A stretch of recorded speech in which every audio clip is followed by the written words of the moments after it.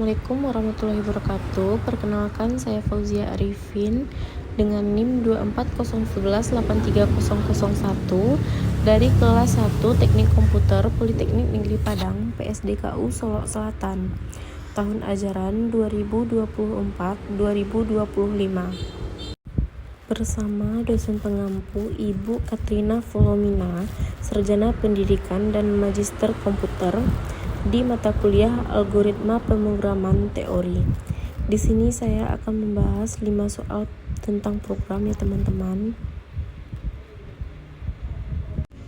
Baik teman-teman, di sini saya akan membahas soal yang pertama dahulu. Kode ini pada dasarnya adalah sebuah program sederhana yang dirancang untuk menghitung gaji seorang karyawan. Bagaimana cara kerja codingan ini?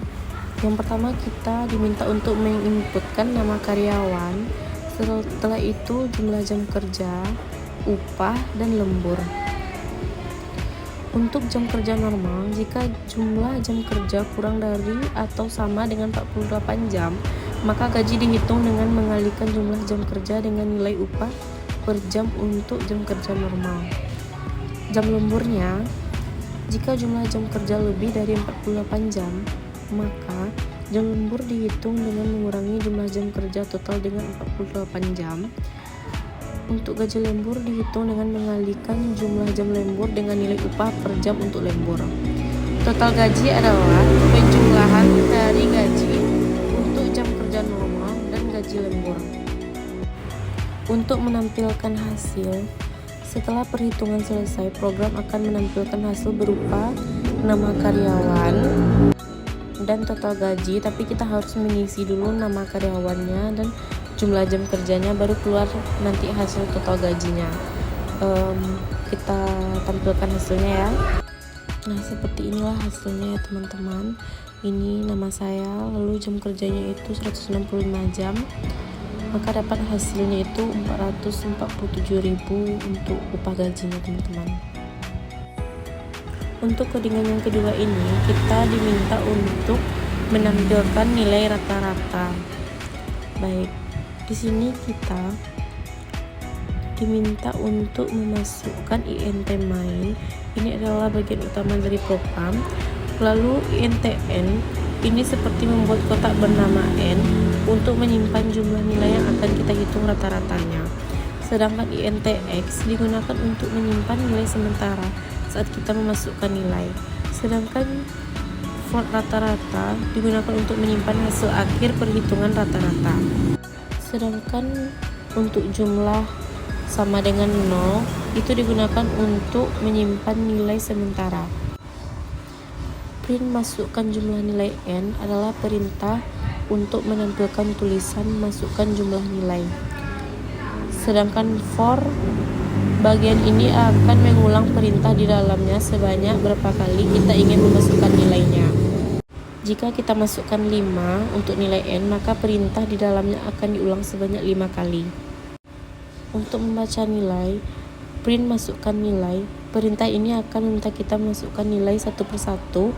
Angka I akan berubah-ubah sesuai dengan perulangan. Menjumlahkan nilainya, nilai yang baru saja kita masukkan akan ditambahkan ke nilai jumlah yang sudah ada sebelumnya. Jadi setiap kali kita memasukkan nilai baru, nilai jumlah akan terus bertambah. Untuk menghitung rata-ratanya, float jumlah atau N, di sini kita menghitung rata-rata dengan cara membagi jumlah semua nilai dengan banyak nilai yang hasilnya akan disimpan di rata-rata. Kemudian nanti akan menampilkan hasilnya. Ini untuk hasilnya. Jika kita masukkan nilai N-nya 5, berarti kita mengulang masukkan nilainya sebanyak 5 kali dan akan mengeluarkan hasil rata-ratanya. Untuk codingan yang ketiga ini, kita diminta untuk memasukkan nilai N beberapa kali sebanyak yang kita mau. Kode ini secara berulang meminta pengguna untuk memasukkan nilai N tanpa henti karena adanya loop while untuk membuat program lebih efisien dan sesuai dengan tujuan. Sebaiknya hindari penggunaan loop while 1 tanpa kondisi berhenti yang jelas. Ini adalah contoh hasilnya jika kita memasukkan nilai N sebanyak 20. Oke, kita lanjut ke codingan keempat.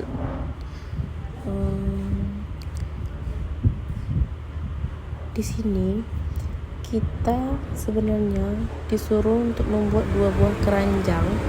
Kita sebut saja keranjang A dan B. Keranjang A sudah diisi dengan beberapa barang dalam bentuk angka, sedangkan keranjang B kosong, dan kita akan mengisi keranjang ini berdasarkan isi keranjang A.